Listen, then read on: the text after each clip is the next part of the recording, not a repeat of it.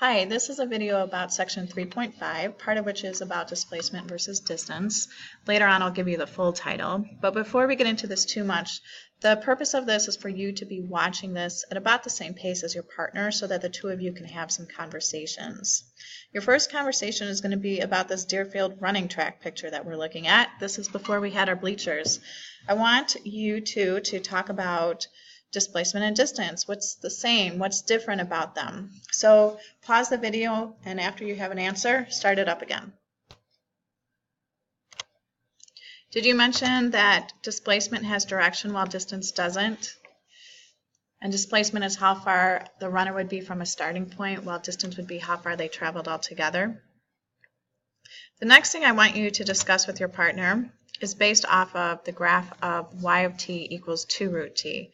You could graph this on your calculator, or you can think about the graph of it by hand, but I want you and your partner to discuss at least one thing that would be true about the runner, and then unpause this after you have that conversation. Well, there's lots of things that are true about the runner. This is the graph of the runner's position. And if I think about it from a calculus perspective, if I think about taking tangent lines to this graph, so maybe at this point right here, tangent line would be something like this. And it looks like that tangent line is steeper than maybe a tangent line is later on, but not too much of a difference there. Well, the tangent line would have some slope, and that would be representing some instantaneous rate of change.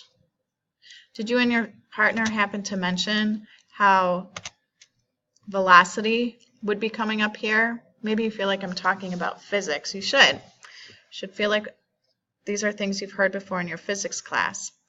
So velocity is an instantaneous rate of change. So one notation that I would see for this is written right here. But I'm bringing up this Leibniz notation, dy dt. It's a good reminder of the units. Well, I didn't really mention the units, did I? So let's talk about how dy dt might help us if we had units.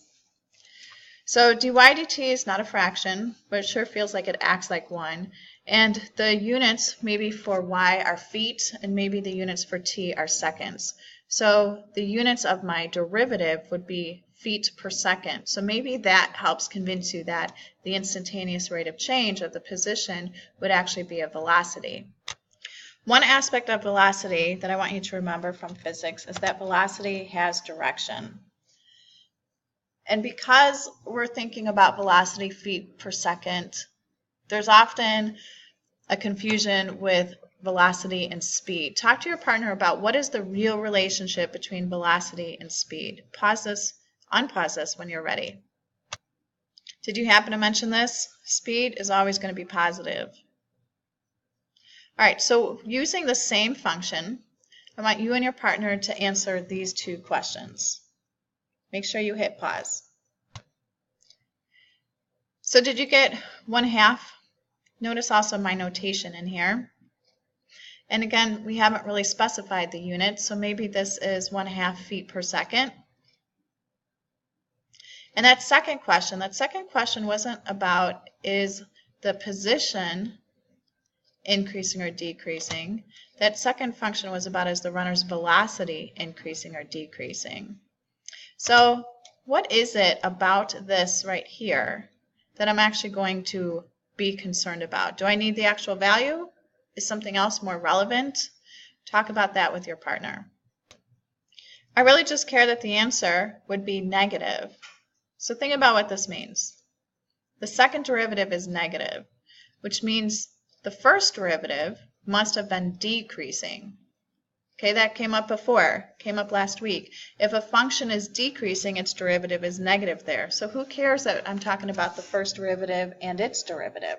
That's what the second derivative is, the derivative of the derivative. So since the derivative of the derivative is negative, that means the first derivative was decreasing there. Well, the rate of change of the rate of change would be the runner's acceleration. So there's a relationship between acceleration and velocity, and also notice the notation here. I'm using A for acceleration and V for velocity. But there's another important relationship between acceleration and velocity, and it has to do with when we're trying to figure out if an object is speeding up or slowing down. If the acceleration and the velocity are the same sign, they're both positive or they're both negative, the object is speeding up. If they're different signs, one of them is positive, one of them is negative, then the object is going to be slowing down. So if I think about that question we just had with the runner, really I knew that y prime of 4 was 1/2. Well, so y prime of 4 is positive, y double prime is negative. The runner evidently is slowing down. And can you see that? That as time is moving on, the runner is slowing down. We don't know the units here. Maybe the runner's slowing down because they're tired. Maybe they're starting to reach their maximum speed. The units might help us make a better decision about that. But we do know that the runner is slowing down. Well, let's talk a little bit about the different notations that we're seeing here. So we're going to be interested in position, velocity, and acceleration, which is actually the title to Chapter 3 or Section 3.5. I'll actually probably refer to it as PVA for position, velocity, and acceleration.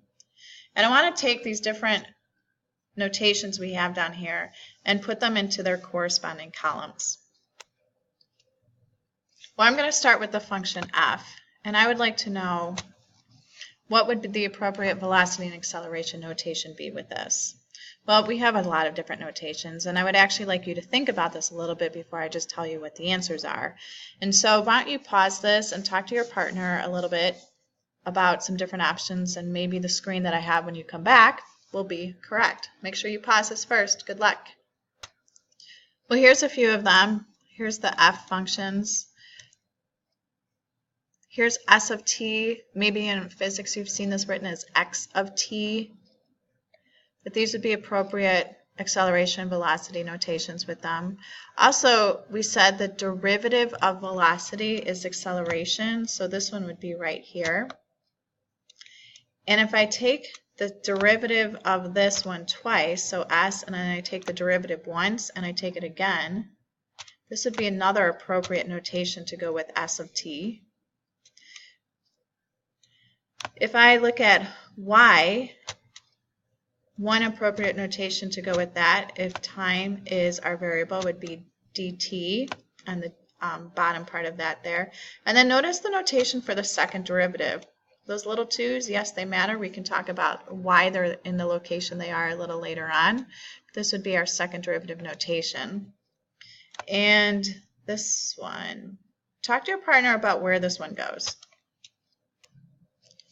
Did you figure out that it actually doesn't belong in one of these columns? This is the derivative of a of t, so it'd be in our next column. And in physics, that would actually be called jerk, always an unusual word. But we are going to be focusing on position, velocity, and acceleration.